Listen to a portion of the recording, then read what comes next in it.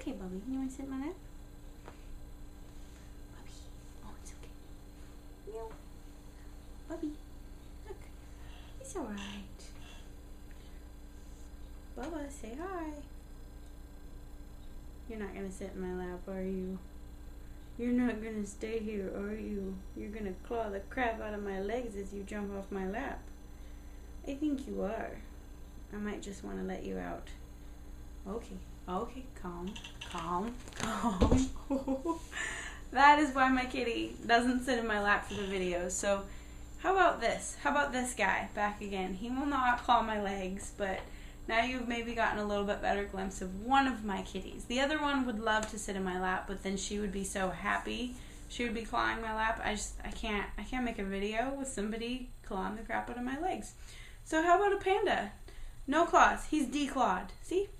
Anyway, now that the animal business is over, I figured we would finish up with England. We only spent like one more day, like a day or day and a half, something like that in England after we left Scotland. So if you remember last, we were at Calaverock Castle in Dumfries. So after we left there, we did a double castle day. We went down back into England and went to Carlisle Castle, which was a very important border castle. Mary Queen of Scots was imprisoned there, so it was kind of famous for that. I think that was probably maybe what it was most famous for, because most people know a lot about that particular era of time if they don't know a lot about any of the other queens, kings, whatever. So it was a really cool castle. It did not have a moat filled with water. There was no water in the moat, but it was still a really cool castle. It was really well set up. And I found a penny, and this seems insignificant right now, but it will matter later. I found a penny on the ground, which I'm the kind of person that picks up pennies or whatever when I find them on the ground just because it's still money. And everyone made fun of me, but it matters later. So remember, I found a penny at Carlisle Castle. So anyway, we went into the castle and saw the cool things about that castle. And it had like a really creepy dungeon that had like, we don't have a whole lot of pictures because we still hadn't been able to charge the camera batteries at this point, and I think I didn't want to use up a whole bunch of rolls of film, just not knowing if they were good pictures. But we did take a picture of, it's like, I'm going to call it prison art, like medieval prison art. People had like chiseled or taken a rock and like etched things into the wall. And so there's a picture of that. It was pretty cool, but there's also places in the dungeon on the wall where moisture would collect and prisoners would lick the wall because they weren't given any water. It's kind of creepy. I didn't spend a lot of time in the dungeon because it's not really a nice place to be. But there were just random, rooms, royal sleeping quarters. I think there was a really tiny bed that we saw. Yeah, we didn't take a whole lot of pictures of the inside of the castle. And there's just cool places you can walk around, like on the upper part, the wall that's around the castle. The coolest part of Carlisle Castle is not actually a part of the castle itself. Carlisle Castle was apparently built on top of 3 ancient Roman forts, which they were in the process of excavating while we were there. I don't know if they had just discovered it, like right before we were on that trip, or if it had been a couple years and they were just still, it was taking forever to excavate, but it was so amazing because of England's climate being so cold and rainy and everything, and there not being a lot of drainage in the ground, like water will just stay there for a while.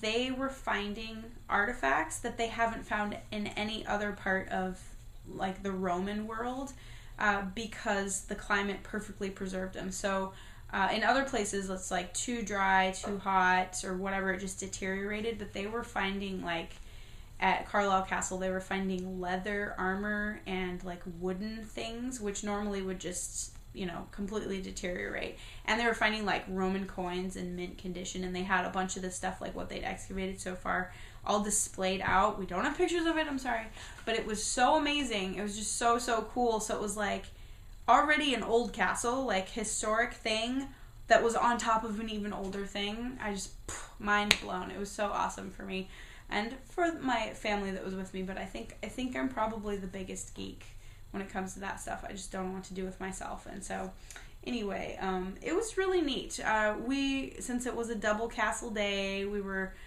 not like glazed over, but we were just like, okay, we've done 2 castles in one day. We got to get out of here at some point. So we took off and found our next hostel, which I think was called the Angleton Hostel.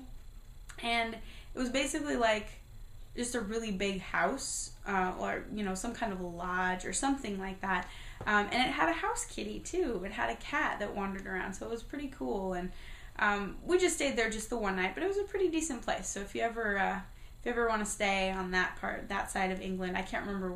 I think there's a town called Ingleton. Maybe that's why it was called Ingleton Hostel. But if you ever want to stay over in that area, it was a pretty good hostel to stay in. We stayed there just because it was like halfway between where we were going the next day and where we had just come from. So anyway, stayed there. Next day we took off. We were heading to Colwyn Bay. When we had stopped in Leeds, I don't know if I told you we'd stopped in Leeds, but on our way up to Boggle Hole, we'd stopped in Leeds and picked up some train tickets. Those train tickets were from Colwyn Bay to, I cannot remember the name of the town where the ferry was in right now, but we were taking a ferry to Ireland, and so we needed a train ticket for that. And so I had bought them, and we picked them up at like a kiosk in Leeds. Random information, maybe you don't care, but just to fill in the holes there. So we got to Colwyn Bay. We were dropping off the car there as well, although it was like slightly outside of town, and we were supposed to drop off the car with a full tank of gas.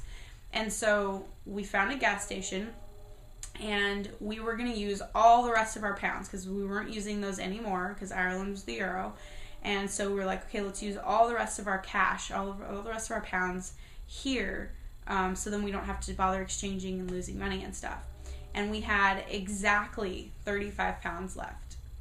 And Jared was filling up the car, and it filled up to 35.01. Like, he accidentally squeezed it as he was pulling it out. And so he was like, crap, because what are we going to do, right? 35.01. Are we seriously going to have to go to the ATM and take out money for a penny? But no, we didn't. I picked up a penny at Carlisle Castle, and so I had 35.01. I got made fun of yet again. Made fun of me for the camera, the 35mm camera, and made fun of me for the penny, and both useful. So don't make fun of people that do random things that will probably prove to be useful later. That is the moral of the story. Anyway, filled up the car, and 35 pounds, by the way, for you Americans, is a lot of freaking money to fill up a smart car with. Holy crap. That thing, I think, got okay mileage. We weren't really paying attention.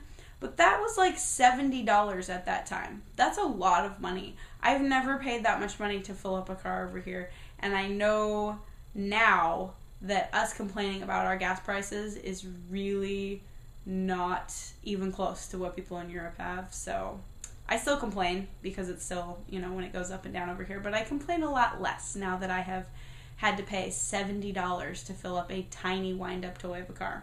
So anyway, filled up our car, and since the car drop was like outside of the town, like away from the train station, we dropped off Dodger and my brother at the train station with all of our crap, and then Jared and I went and took the car, dropped it off, and we walked back, which was like, it was like 20 minutes, but it was kind of a nice walk, you know, la la la, just strolling along.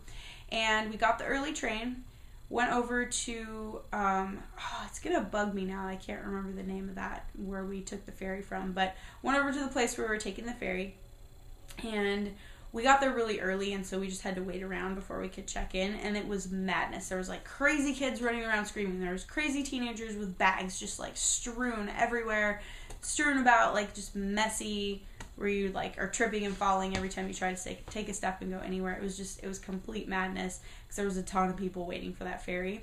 And we finally got to wait in line to check in. These two rudest ladies ever, these two crazy ladies, seriously pushed their way to the front. They just fully like pushed their way to the front as if nobody else was even there waiting and had not been waiting there for, as you know, just as long as them. And the crazy thing is, like, the people at the front saw them do this and they let them check in anyway. I would have been like, I'm sorry, you just cut in front of all these people, you need to go in the back, but they didn't do that. Oh, it was so crazy. And so these ladies came to the front, checked in, and everyone was like super pissed. Everyone was like, this one lady was yelling at them like, how could you be so rude? Did you not see all these people waiting, you know, that were in front of you, blah, blah, blah. So, oh man, those ladies, I think they ran and hid once they got on the ferry because people were going to kill them. It was madness.